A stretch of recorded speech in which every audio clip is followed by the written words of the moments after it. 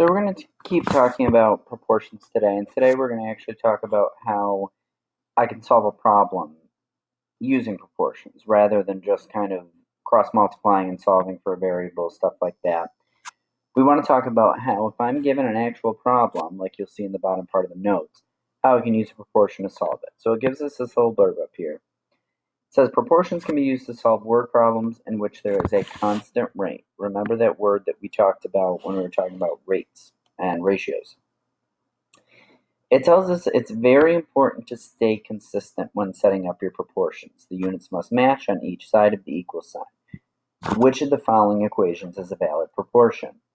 So if I'm looking at each of these, notice on the left-hand side, they've got a proportion where in the numerator it says miles, and the denominator it says hours on this left side. But then they kind of flip it upside down in the right side, and in the top they say hours, and in the bottom they say miles. That is not staying consistent. Remember we kind of talked about, a ratio, basically you should be able to go from here to the other side and multiply it by something to get another number in those same units. That's not going to happen here. This is your consistent proportion. And it says below that, set up a key when writing proportions to make the units stay consistent. That's going to help you set up these problems. So if I think about this, let's take a look at this first one, which actually has to do with miles and hours and all that stuff. So it says Pete drove 224 miles in 4 hours on Saturday.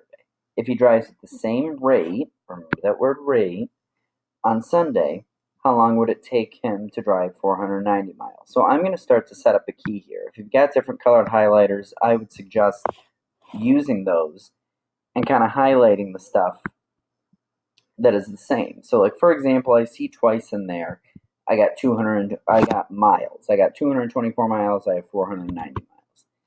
The other variable I've got in there, or rate, or unit I've got in there is hours. So the way that I'm going to set up this proportion, look back up at that key up top and think about how I set up a rate. 224 miles in 4 hours. They want me to figure out how long it's going to take him to drive 490 miles. So in this proportion, we put miles over hours, and I want to do the same thing in the one on the right. So 490 miles over the number of hours. Well, I don't know what those hours are, and if I don't know something in math, I call it a variable. Now I'm going to just color code this so you can kind of see.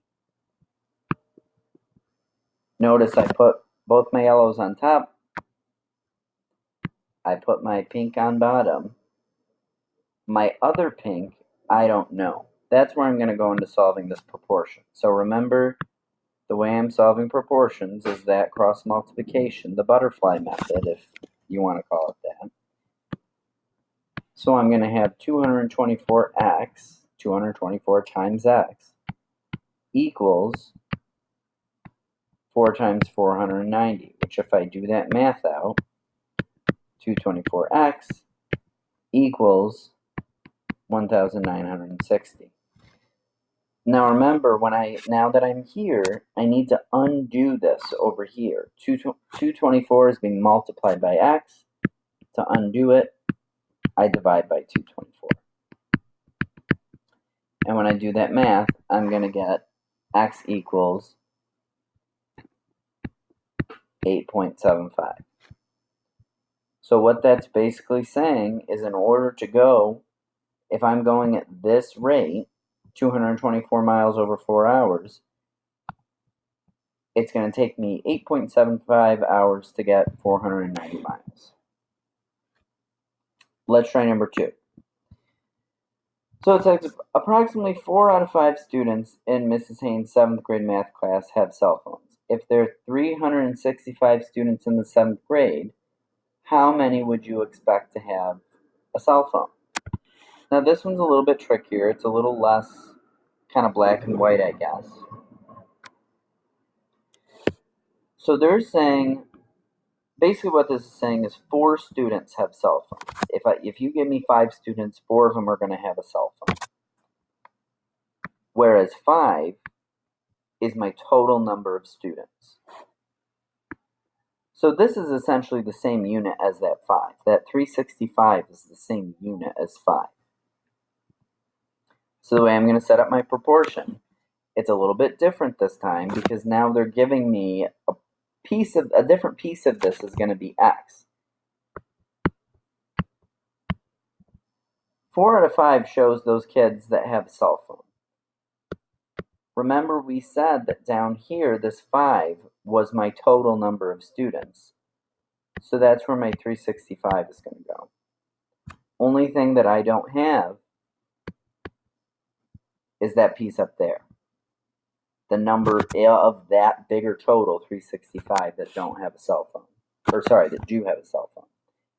But I'm going about this the same way. I'm going to cross multiply. So I'll have 4 times 365 equals 5 times x, which is 5x. If I do that math out, that's going to give me 1460 equals 5x, and I'll divide by 5. So when I do that, that's going to give me 292 students have cell phones and 365 kids.